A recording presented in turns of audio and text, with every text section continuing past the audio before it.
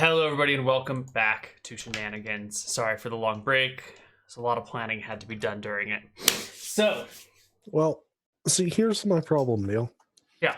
I could attempt to formulate plans against a vampire, which is assumed from what I know thus far. But at the same time, even if it is a vampire, not only is it you, and you change all your monsters up, but this is also Shenanigans, so everything's out the window because we've had things like a freaking warehouse.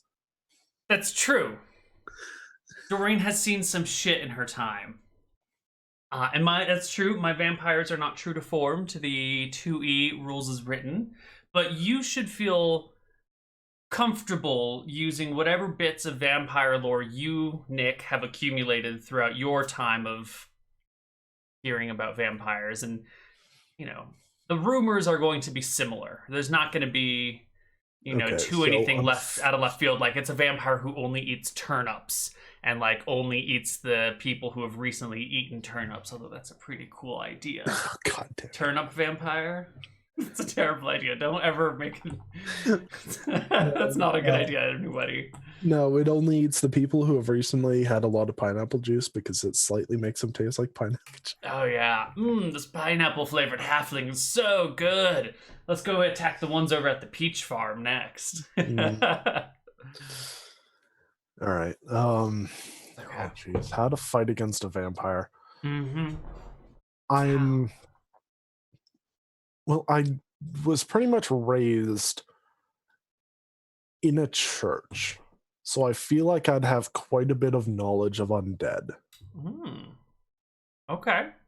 Because I was taken in by the clergy when I was shown to have spell potential after my parents died. Right. So anything the church knows you might know. Right. Yeah. So the vampires of this world, I'm pretty sure they're like instantly dead on touching sunlight. But do I know things like, can they see through magical darkness? Magical darkness nothing should be able to see through magical darkness, right? Okay. In theory. If something does, it like is defying the laws of humanity and everything. There's the dragon that has like just sense its surroundings perfectly. Right. That's a little bit different, but not quite. And that is definitely something powerful and perhaps unique to dragons. Maybe not totally unique to dragons, but also like undead. Normal low-level undead, I'm pretty sure can just see through magical darkness because they just see the auras of life forces. This is getting tough. Maybe magical darkness isn't a solid solution here. But there's the thing, like, would it just be the mindless lower-level undead, or would all undead, even up to vampires, have that? Because vampires are like their whole separate thing from like raised undead. Because it's more of a disease. Created by, what was it? What was the god that created vampires? Was it Malchus? I don't think that is a known thing. I think undead typically fly in the face of gods. Now, if there's any god who's going to be chill with undead, it's probably going to be Malchus, because he's such a chaotic little bastard. But generally, undead are sort of like, the gods did not create these things, and people are creating them, and most of the gods like, what the fuck? Who said you could create life? Bad people. So most gods are not good with undead. Even like Verossi, it's like, I'm supposed to bring death, and here you are back again. Like, she does not take well to undead. Same thing with Martha. They're really pissed off about the undead.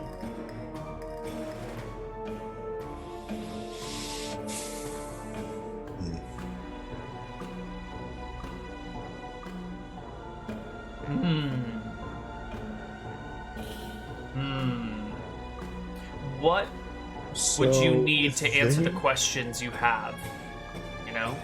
Where could you figure out the answers to these problems?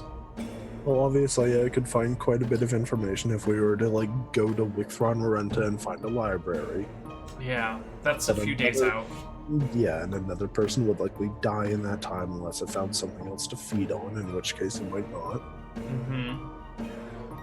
But from my understanding, vampires have to return to their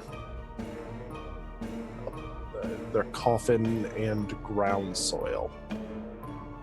That's a core part of vampire lore. They need to rest in grave soil. In their personal grave soil. The one that they were originally buried in. So that means that somewhere that you could get within a night and back, within this halfling village, there is a vampire's soil and coffin.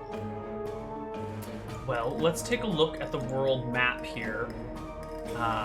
So if we were to say about a radius of just a normal person walking in daylight. That would be, you can go about 24 miles in a day on normal open flat ground. It's about 12 miles. Okay, so it'd be somewhere within this mountain range, possibly out to the plains. Okay, so let's just say... Now, vampires famously have the ability to take the forms of wolves and bats as well, at least in all sorts of various lores. Some lores also say they can take the form of mist and everything. Do you think that might extend the possible range? Perhaps, but as for right now, I'm going to just need to move this a little. Yeah, it's about perfect. Yeah, but it's not centered. So I can't move it. Oh, I got it then. There we go. So roughly it would be something within this radius, and that's the best assumption I have. Which is quite a decent hunting ground. Mostly if it's on like the other end of it. Say if it was like here, it could hunt from anywhere, like even up over here, and they just happen to be within the radius. So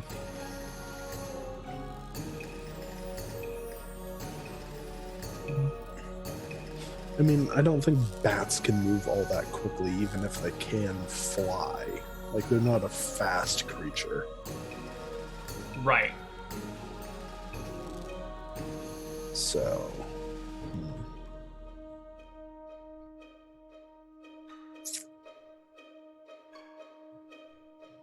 Are you having fun looking at the rivers? Yeah, I'm just measuring distances to important areas just for my own peace of mind. Okay. So... Now... Vampires tend to be very stealthy. Since obviously they're able to break into a house where somebody is in the same room and that woke somebody up, but somebody right next door to them won't even hear the person dying.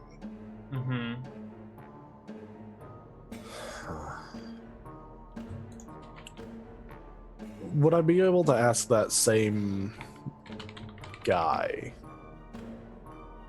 Ham? Chocolate? Yeah. Yeah, I'd like to ask him, were you able to hear her death moan, or death squeals, death throes? He nods. He starts to sniffle and almost breaks into a ball, but gets his shit together. And yeah, she was sad and she was dying and she was kicking and screaming and it was bad. Okay, so she didn't die instantly. No, it just ripped her leg off and threw it on the ground. Then she was upside down and I could see her head and it was looking at me, and then I could hear this weird sucking sound, and then little bits of blood were falling down, and then her eyes slowly rolled to the back of her head, and then when she dropped down dead, she was missing from the knee down on her right leg. Okay. I'm very sorry for you, and I'm sorry to have to bring this up, but it's important information. So it cannot kill instantly. It might be able to paralyze. Did she seem to have the ability to move at all? Was she able to move her head, or was her head just dangling without signs of movement? Oh no, she was moving. She was flailing. Her arms were all over the place. Okay, so no paralyzation. At least it didn't feel the need to use it. Mm-hmm.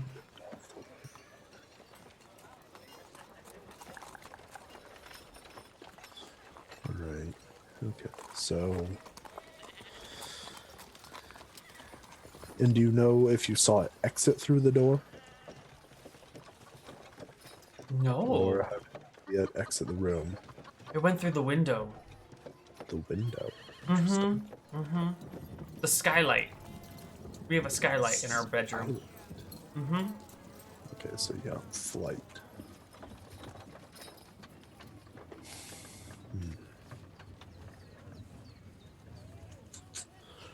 Alright. Do you know if you heard bats squeaking? Did it turn into bats? I did hear bats right as it left, yeah! Okay, He says, really excitedly. Okay, so it can turn into bats. That's how it flies in and out of houses. Which is odd. There's the bit of vampire lore that says it cannot enter a house unless invited in. Well, I'd never invited in. Right, I doubt anyone would be inviting it in, any of the victims. Unless... Did you two sleep in the same bed? Or two different beds? No, we have side-by-side beds with a little passageway in between us. You want me to show you? No, that's fine. That's all I needed to know. Do you know if she left the room and got out before it happened, or were you asleep? My sister? Yes, like, did she go to the door and answer the door? No, I sleep under my bed sometimes because it's scary out there. And so I woke up when I heard her yelling. And then I looked out from under the blanket, under the bed, and I saw her upside down. And the hairy legs, I saw them too. And the bad toenails, I saw them too. Alright, it might have charmed her into inviting her in. Is that specific part in D&D where they have to be invited in? That is a core bit of vampire lore that Doreen would probably know and have faith in. Okay, alright. So it has to be invited in. And I know it has gazing charm to convince somebody to let it in. This may be able to be solved and everyone stays safe if at nighttime you just put curtains across the windows and not answer the door. Sounds like an easy way. But everyone in the town would have to do it. Hmm. Of course, it doesn't get rid of the vampire issue, it would only save you and your people. It would still be out there.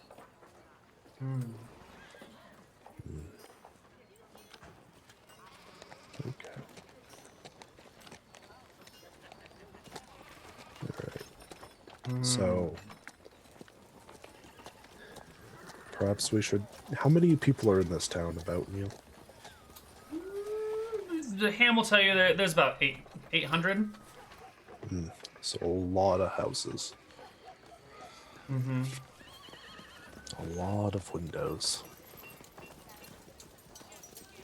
A lot of ways for it to just be peering through a window. That's a lot of people that try to convince that it's a vampire and you have to sleep with your windows covered.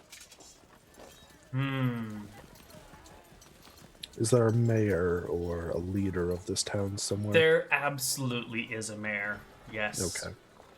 Would you like to go speak to him? Yes. All right. Ham will lead you to the mayor. The mayor's name is Marshmallow. And she is a middle-aged halfling, sort of plump and jolly, sitting behind a desk, sampling all sorts of things that have been brought before her, including a few different types of marshmallows. As the two of you arrive, she looks up from her marshmallow taste testing and slowly sweeps them to one side of the desk and says, "Well, hello there, traveling, terrifying humanoid. Thank you. Are you here to sack the town? No, I would much rather just give you everything than have you kill people, please, and thank you. How much do you want?" I'm not interested in killing people. 500 gold, but that's for dealing with the vampire. There's no vampire. That's ridiculous. Who told you that? Ham. Ham? Just because a few people died doesn't make it a vampire. All the signs point to it being a vampire. The body's being completely drained of blood, it entering a house, a chocolate reported that he heard bats as it was leaving through the skylight of his bedroom. I guess seeing as you're not here to sack and loot our town, welcome. Thank you. Now, for what appears to be a vampire menace attacking your town every so often, I would like to recommend that the windows of all the bedrooms be covered during nighttime so that the vampire cannot charm anybody by meeting their eyes. That way it cannot charm them into letting the vampire in. Does that mean we also can't go outside at night? That we have to be indoors by sundown? Essentially, yes. I see. The whole town is under martial law, I take it then. That is just my advice. People are free to do as they wish. The halfling rubs her hands together, uncertain of the future. Okay, I can make a proclamation. That's demanding... just some countermeasures that can be taken. Okay. Well then, we will hold a feast tonight, and at the feast, when the whole town attends, I will send out the message. All right. Cam leans over and says, "Holding a feast is the only way to get the whole town together to send any sort of messages. It happens every time there's a disaster, or something good, or anything remotely important happening." And then I understand. All right. And hold on, Neal, isn't there the lore about vampires not being able to cross moving water or something like that? That is also an aspect, yes. Running water seems to be a problem. Which side of the river is the town on?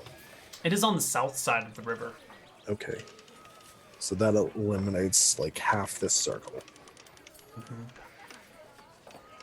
That's good. Okay.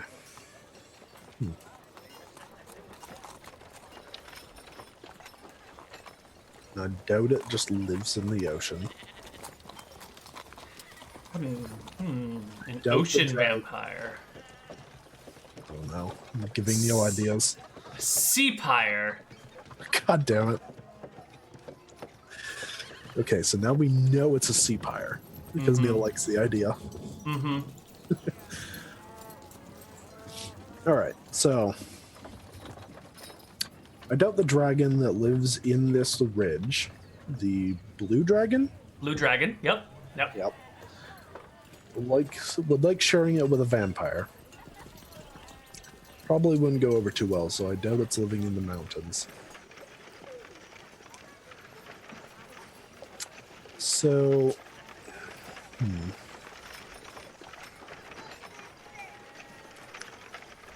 I think Doreen may just go out exploring once I instruct the mayor to do that.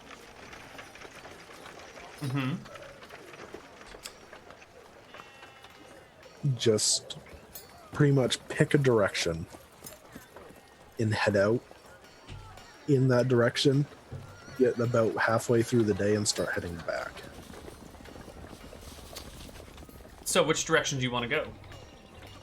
I think I will head off towards this side. All right, so you're going to spend half a day walking out and then half a day walking back? Yes. And just sort of explore the hillside? Yeah. Okay. Why don't you give me a perception check as you spend the day searching? Ooh, that's quite good. Okay. So, how far do you go? You get to... there's a small little valley in here, and there's a little lake. It's not shown on the world map. Okay. But you're walking through this area, and you come across this little tiny town, maybe 12 or 13 buildings total, gathered around a small little lake, maybe a couple 100 feet across. Okay. All right. Just a couple 100 feet across. Yeah, it's a small lake.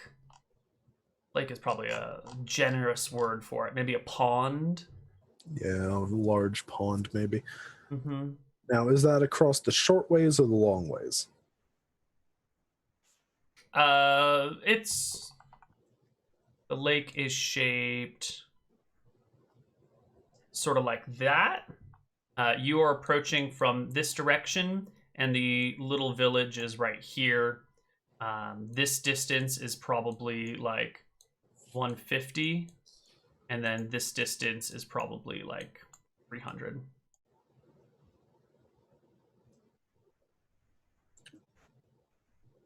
That all appeared all at once. That was weird.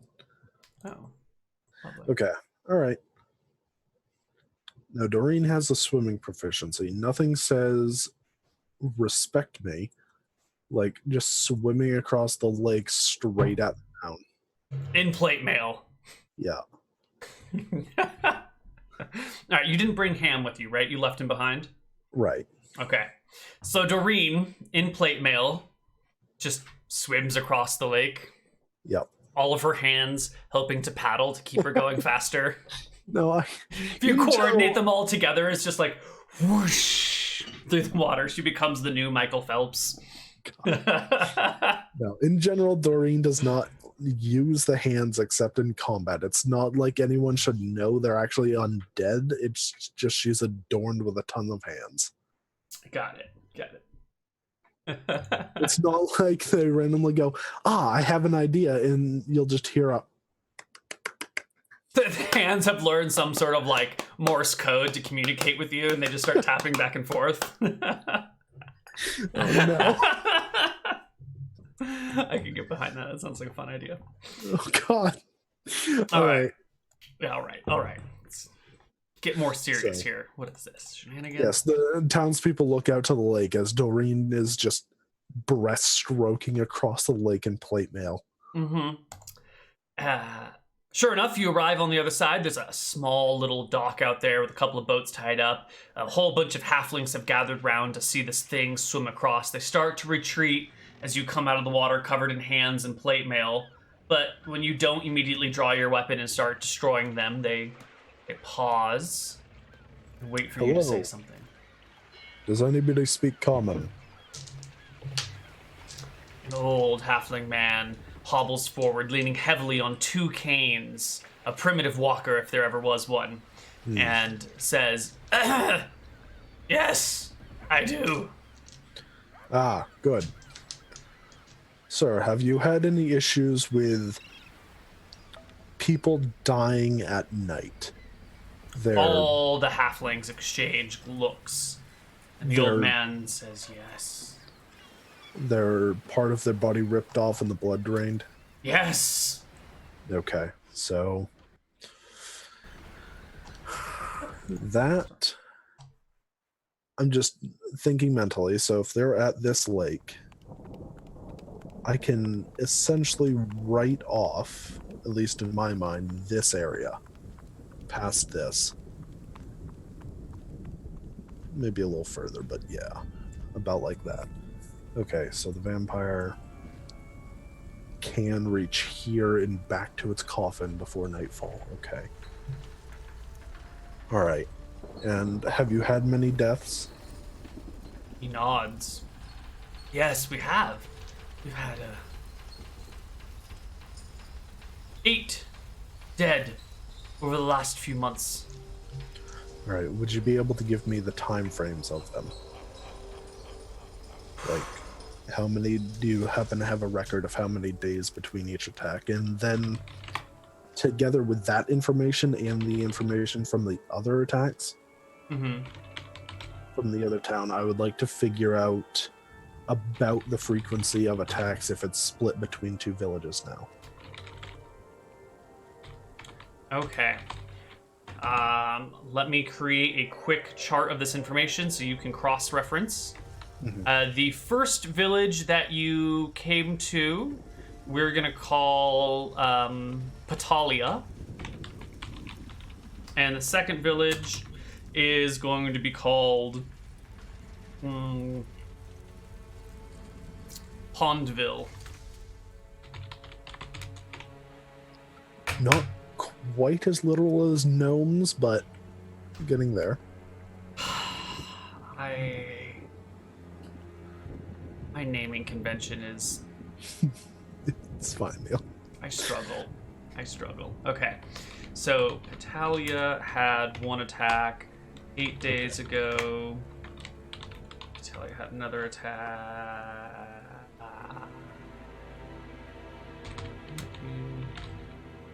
Oh god, I sort of...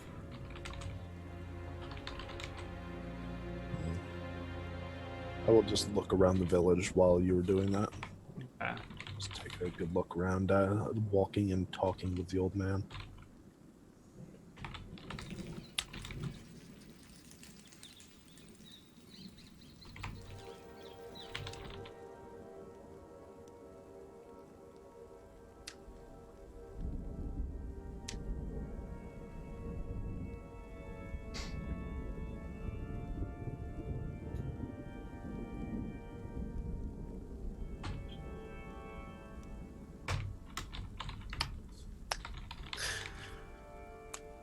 I will ask the old man if there are any other small villages around. Oh yes, there are quite a few. Oh, he says to you. Oh no, this vampire's gonna be well fed.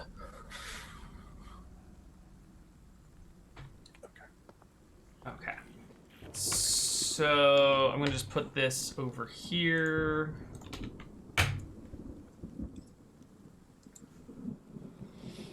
That's the last 2 months of activity, once you cross-reference the 2 of them.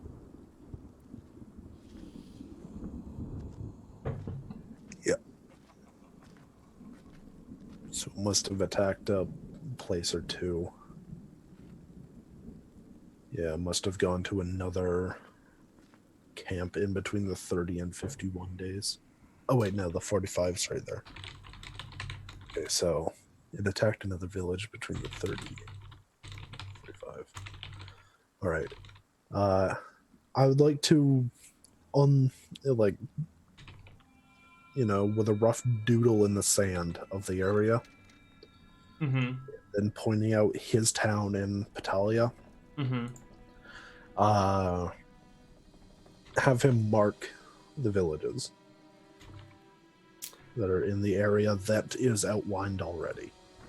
Okay. So within this area, there is another village over here at the edge of this.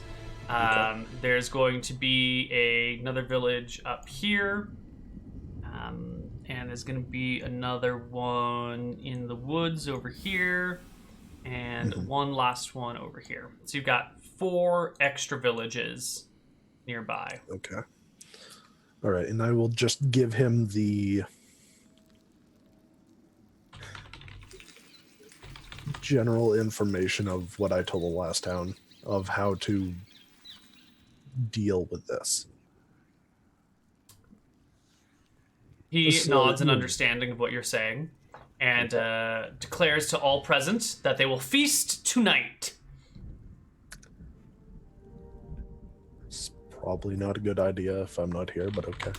You know, I understand that's the only way they're getting anything done, but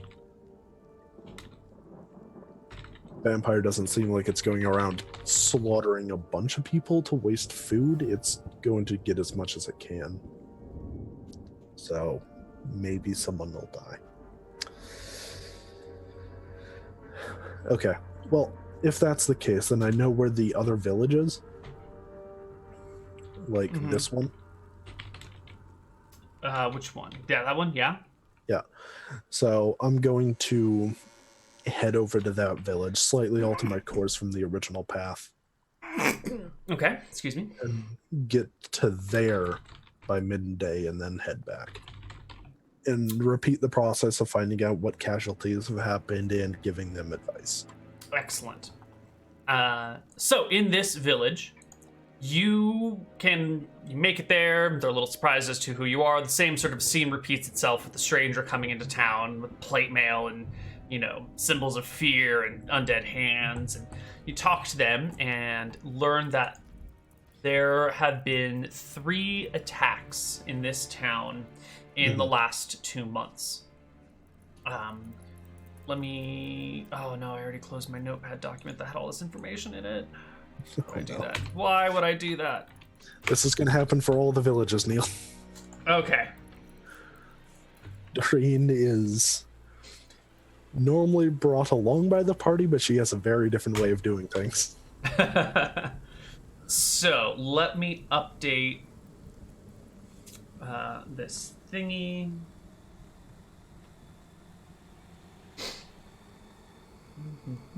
This village over here, let me start writing down some names so we can get some clear information on this stuff. This is Pondville over here, and we need to have a smaller font size for you. Maybe even smaller than that. Thank you. This is Patalia over here. I actually like the name Patalia. I think I did a good job with that one. This is going to be...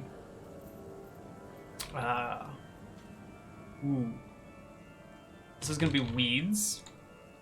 This is actually a Weeds, California, that I have some friends who live in. Or is it just Weed, California? Whenever we talk, there's all sorts of weed and legalization drug jokes going back and forth, but it's amusing. Yeah.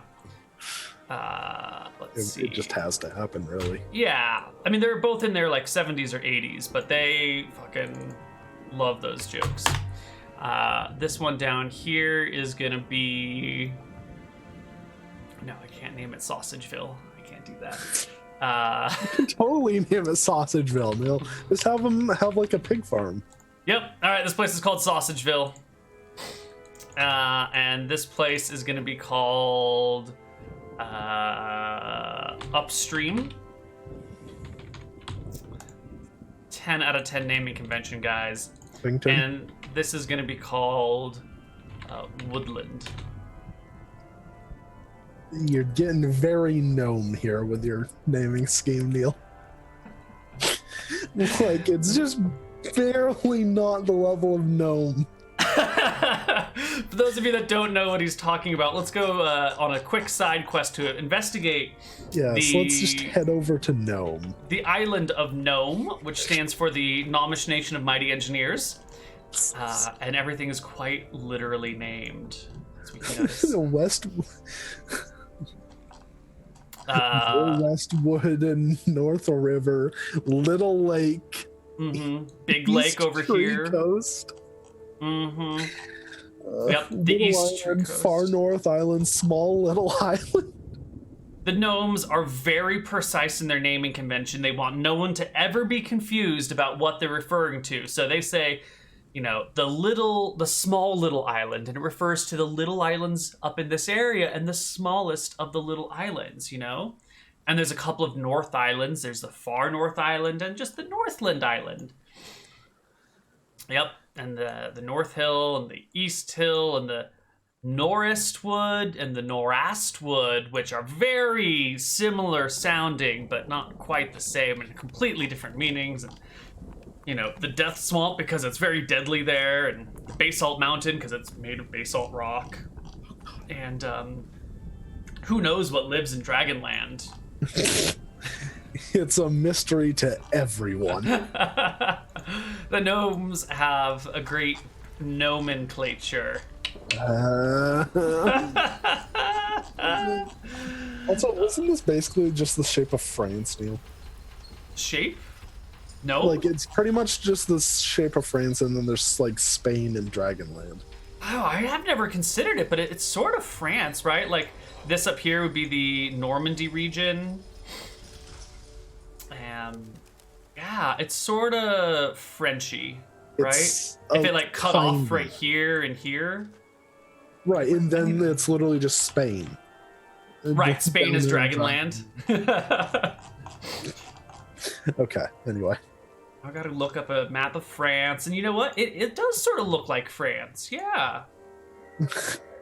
Yeah, except for this little bit down here. Yeah, you gotta cut this stuff off on the bottom. Okay. Does France have a mountain in the middle of it? I don't think so. Does France have mountains? There's gotta be mountains somewhere in France, right? Probably, maybe, I don't know. This might be a mountain range going through Europe, I'm pretty sure. Shit. No, they've got like a mountain in the south, like down over here. Oh, okay. And then the border they share with like Italy and Switzerland is mountainous. And the border with Spain is mountainous, but the rest of France is just like flat. Fucking flat forever. Geography with Neal. Mm-hmm. Mm-hmm. Yep. All right, well. Back to vampires. Back to the vampires, please, yes. Let's leave Gnome far behind. Okay. So, the other places. Let me make some notes here. Oh, jeez. Are you going to go and do all the villages? I figure I oughta. I'm going to return tonight, at least, to Patalia. But I'm at least visiting Weeds and then heading back. Okay. Yeah, maybe if I like double time it a little bit, I may be able to make it to upstream and then head down. Okay. That way I can at least warn 2 more before nighttime.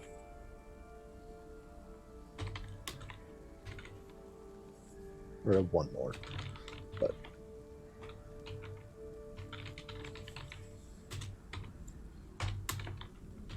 but all of these other villages other than Patalia all seem like they're much smaller. Mm-hmm.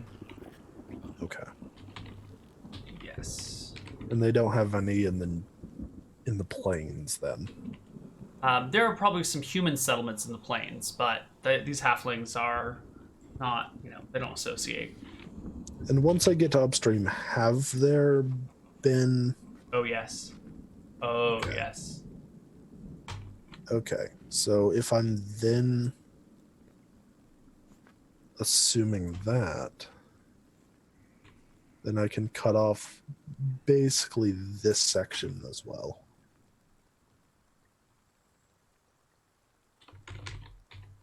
Okay. Yeah, right about there.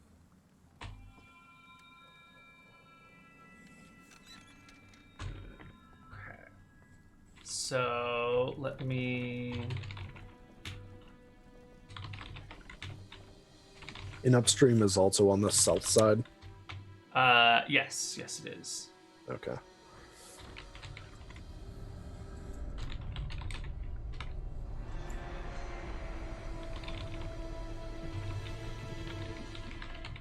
It's going to just take a few moments to write down all of these notes in a form you can use.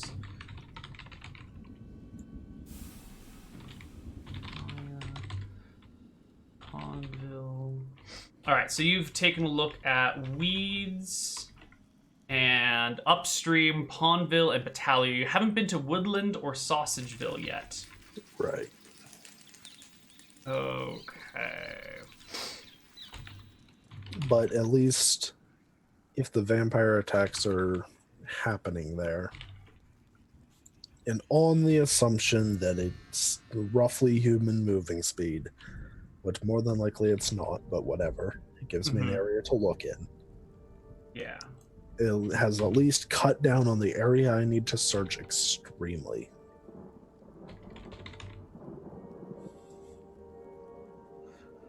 Because obviously, I'm assuming my best bet. And I suppose if they're attacking woodland, I can even cut off a little tip there. But my best bet is to try to find its grave or a fresh dig site. Okay. During the daytime and then expose it to sunlight. I have put it in Discord because it's too awkward to read in. Well, I guess it's sort of whatever. It's in Shenanigans members chat. It's also on Roll20. The Roll20 formatting is just not as elegant as the the Discord chat. Okay, so he just affected weeds. Yep, there's a vampire here in Weeds 2 nights ago, which, according to your reckoning, would have been the night that you spent in Kershwick. Okay. All right, so that means it's not feasting once every week. It can feast 2 days apart. Okay. It's a murderous one. Gonna run out of food source before too long. Mostly if I convince everyone to close up all their stuff.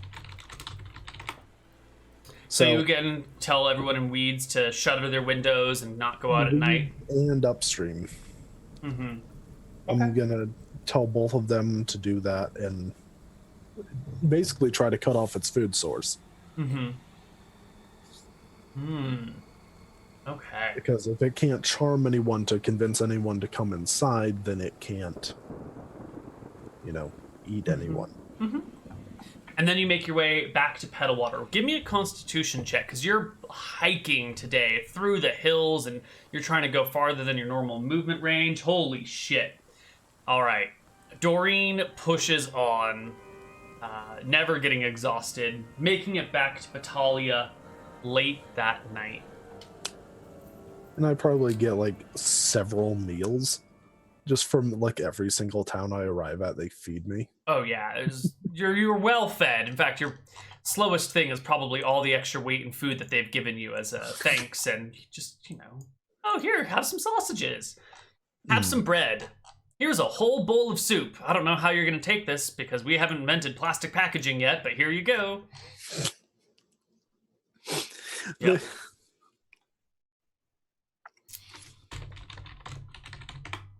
I mean, they have pots and metal lids.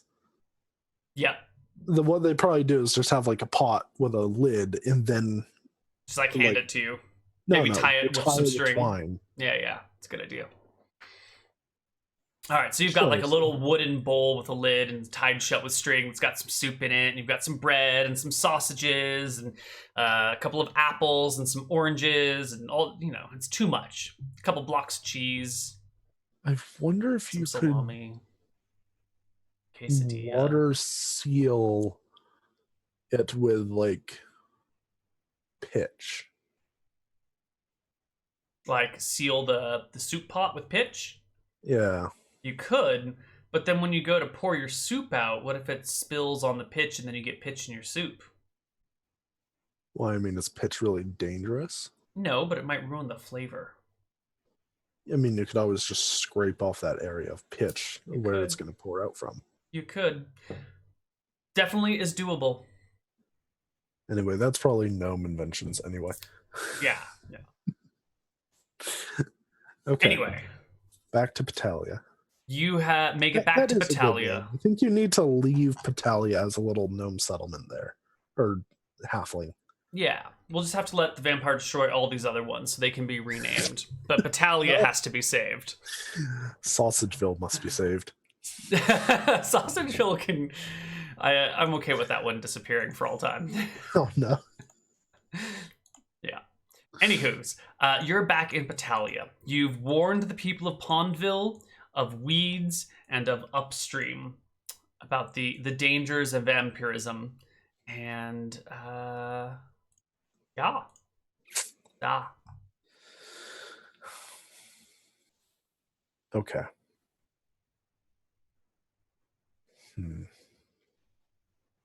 When you make it back to Battaglia, it's dark.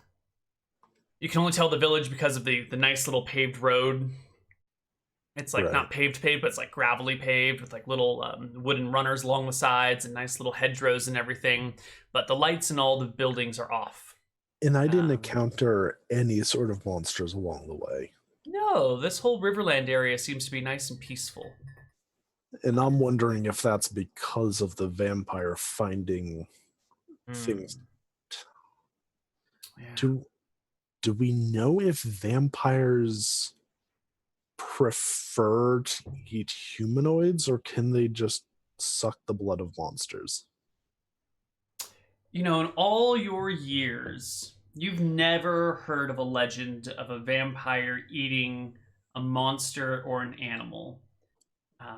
And whether that's because monsters and animals don't report these things to humans and write them down, or because the vampires don't eat those things is uncertain. But if they could eat animals, like, wouldn't that's a lot easier than eating people, right? If I find its casket, I'm going to just have to knock on it, wake it up, and ask it, can you eat animals and monsters, or is it just humanoids? And then Doreen dies. Doreen's death is to figure out this one bit of lore. Okay, all right. You make your way back to the tavern, but the door is shut. The curtains are drawn. Yeah, I should have seen this coming. Wait, they're going to hold a feast at night. Where's the feast? It's already over. You missed it. Oh, well. I'm just going to open the door. Is it locked? No, it just opens. Right. You know, they don't even need to lock the door. The vampire can't come in without asking for it, so I can just enter. Mm-hmm. So, smart. I like it. All right. You walk on in. The bartender / cook pops its head up, eyes wide, terrified, and then sees you and lets out a sigh of relief. I thought you were it. No. I visited Pawnsville, Weeds, and Upstream and warned them of how to keep the vampires out. Or the vampire. What if there's two?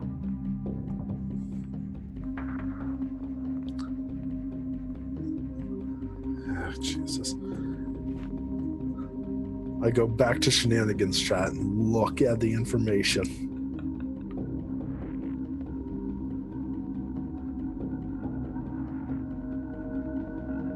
What if there's two? My God.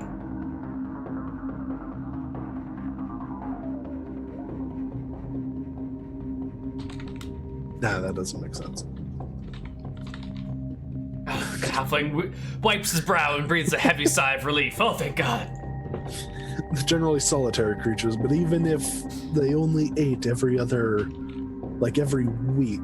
the 2 sets of data I have so far did anyway.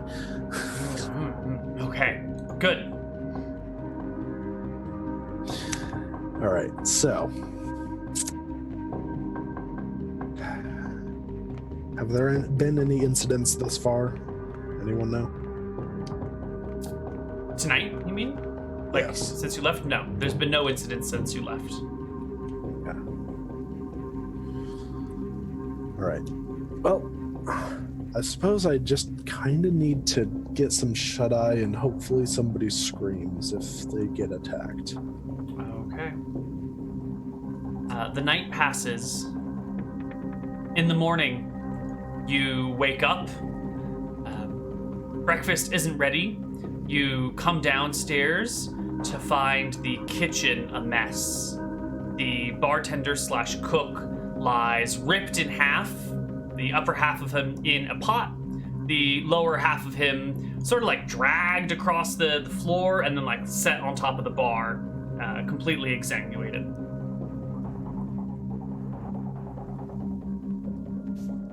Okay. So apparently you can just enter. Why do you think that is?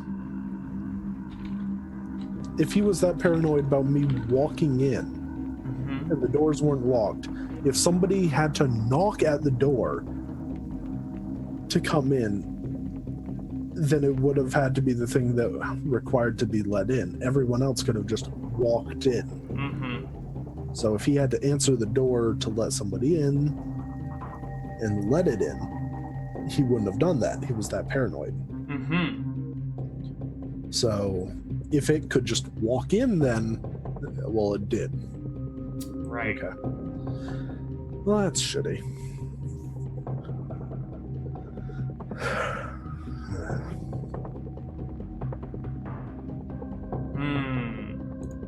Maybe it's just a chupacabra. Ham shows up a little bit later, sees the bloody mess. No. As soon as I find that, I'm immediately gonna, start trying to quarantine the tracks. Find out which door it came in and out of and see if I can find the tracks. All right. Give me a perception check as you investigate the area. Woo. So, it becomes apparent to you that the killing started in the kitchen. And if we do a Is quick there a back door? doodle. Yeah, I'm going to give you a very quick doodle of the tavern. Everything. You just bring us back to Shenanigans. All the doors on this exact layout. Let's see. Over there. All right, so the bar runs like this. There's like a little counter here. This area back here is a combination kitchen and bar room, or a bartender area. It's all like one big thing. The kitchen isn't separated from where the people make their drinks. It's all on display in public. And then back here is the little area where guest rooms are. Okay. And so is there no back door in the kitchen? No. There is but one entryway into the whole area, and that is front door. This is broken up. And are there any windows open? Since this is built into the side of a hill, there are some windows here and here, and on these these rooms there are windows. But the rest of this is all sort of like underground with solid earth the rest of the way around it. All right, so these bedrooms have skylights. Oh, God damn it. Yeah. Okay, and the mess, the big bloody mess was all in here. The body had been put in a pot over there, and then the other part of the body had been left on this counter. Okay, so out the front door, do I see any obvious not halfling or my tracks? No, but you do see drops of blood leading towards the front door. Okay, all right. But no footsteps. No. The big blood pool over here has some marks, like things have been moved around, and it doesn't look like the blood just settled.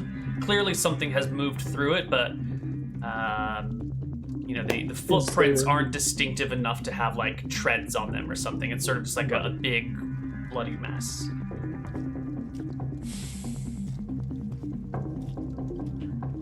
Do I see drops of blood leading from it in any direction directly outside the door? There are maybe a few drops of blood on the outside of the door. Right. But does it turn anywhere? No, it comes to just like a dead stop and disappears. Okay. A vampire that doesn't have to do the thing. How troublesome. Let me look at my spells. Okay, so I need to rememorize a spell. Speak with dead.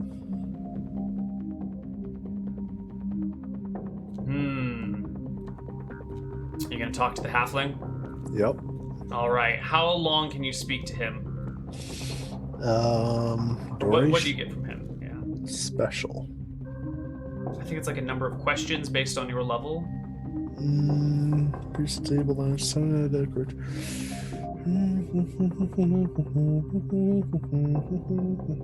He spoke common.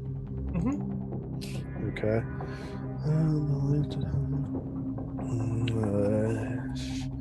Ellie was just freshly dead, so the length of time doesn't matter.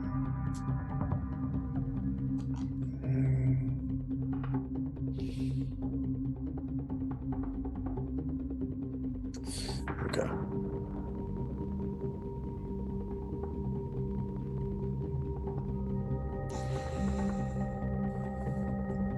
Extremely brief and limited answers, often cryptic, and take questions literally. Furthermore, through their knowledge, it was often limited to what they knew in life. Dead creatures.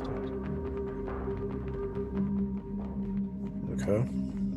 Saving throw versus spell.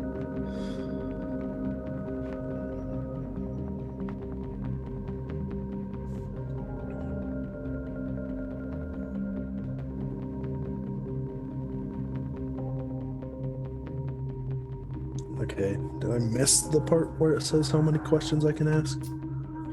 Let me start looking this up too. regalgoblins.com/spells.php.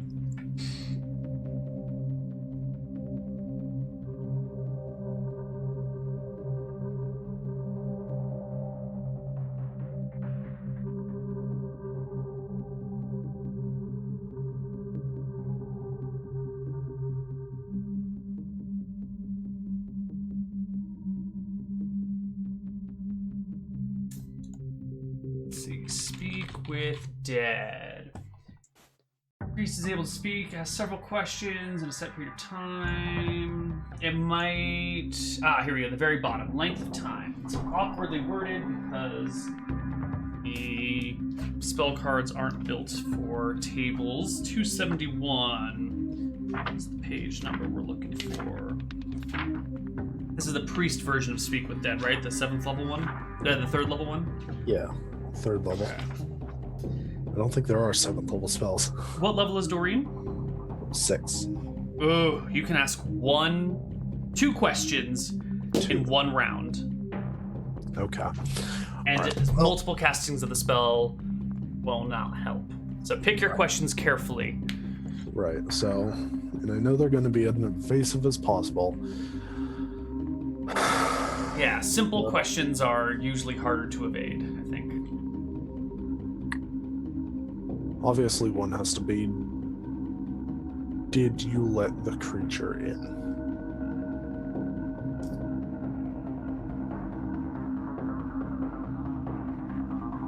And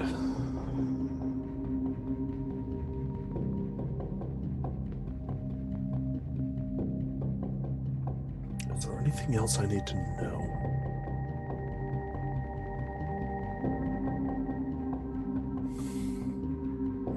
Any other useful, specific information I feel like the dead wouldn't give me? What do you mean? Because they're so evasive about what they tell you. I feel like if I tried to get any specific useful information, it wouldn't give me anything of use. It depends on the question. Like, if you ask, was the creature wearing red, it would give you a pretty straightforward answer, because it's hard to be evasive about that. Right, but it doesn't really matter if the creature was wearing red. Right, so what sort of question are you looking for? Well, like, was the creature a vampire? I mean, that's pretty well determined, but asking him, he probably wouldn't know because he didn't exactly know what it was in life. Right. What the most important question was, did you invite the creature in? Okay. Did you invite the creature in? It's one good question. We'll wait for you to do both of them before we answer. Right, and then the other one, I honestly can't think of anything extremely important.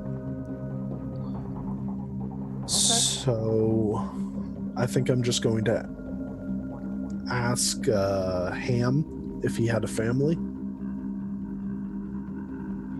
Yes, he has a sister. The bartender has a sister.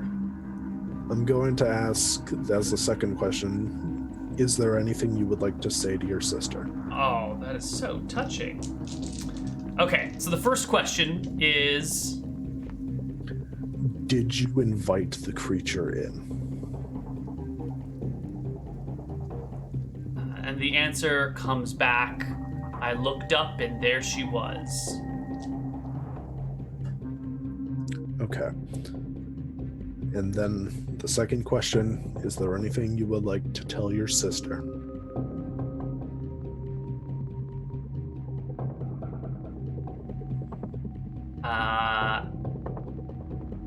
Mom's soup recipe is in the secret counter.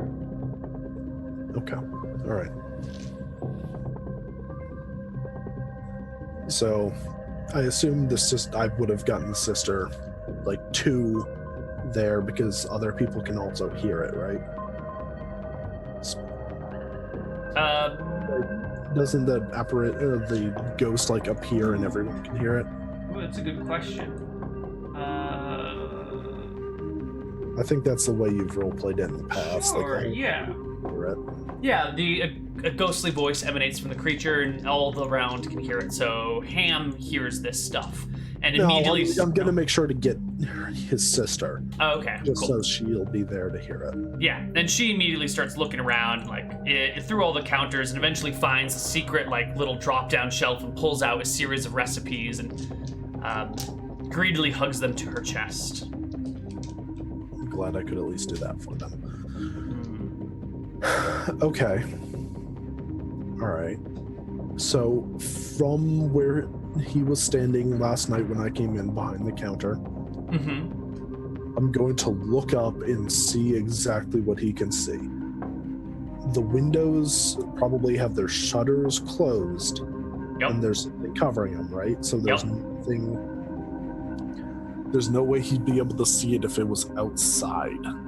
Totally. So it had to have come in. It had to have come in just freely.